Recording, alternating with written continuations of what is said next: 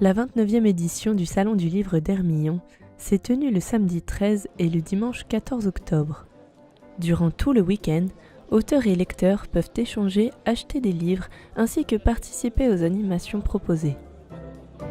J'ai toujours écrit, depuis l'enfance, j'ai écrit de la poésie, beaucoup, donc j'ai commencé ma carrière entre guillemets d'écrivain, c'est-à-dire mes premières publications par la poésie. J'ai publié 3 livres de poèmes, et puis un recueil de nouvelles, et enfin je suis arrivée au roman l'année dernière, donc j'ai sorti mon premier roman chez Albin Michel l'année dernière. Voilà. Le salon permet avant tout la rencontre entre l'auteur et son lecteur, l'occasion d'échanger sur son livre préféré ou de découvrir d'autres ouvrages. On est derrière une table et on attend que les gens daignent venir nous parler et éventuellement nous demander de quoi parle notre livre, ou alors parfois faire des belles rencontres, des gens qui ont lu le livre et qui ont envie d'en faire retour. Là, ce matin, on avait une rencontre un peu élargie avec tous les auteurs de la sélection du prix, et hier, on avait tous une rencontre en bibliothèque, donc avec des lecteurs qui avaient lu ou pas le livre, pour en parler un petit peu plus largement. J'ai fait partie de la sélection du prix Rosine Perrier, et j'ai rencontré dans un autre salon la lauréate de l'année dernière, Diane Pellin, qui m'a dit tout le grand bien qu'elle pensait du salon. Le 24e prix littéraire Rosine Perrier est attribué à Le parfum de l'Ellebore de Cathy Bonidan.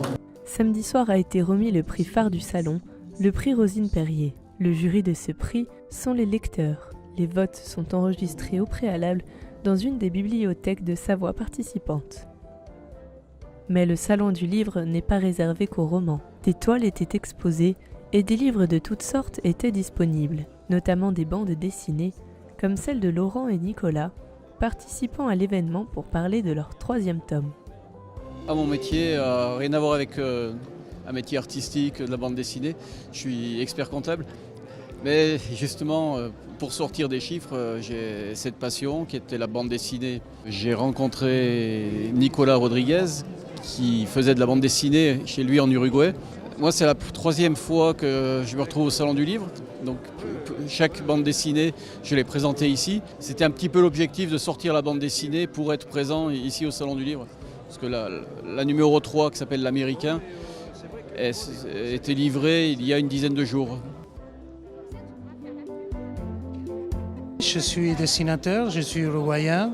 Je travaille chez moi, dans ma ville, à Montevideo.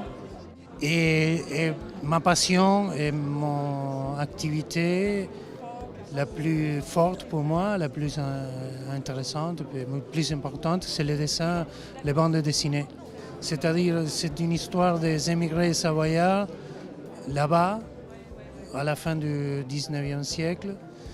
Et c'est pour ça que je suis ici, en fait. Moi, je fais les dessins, lui, il fait les scénarios.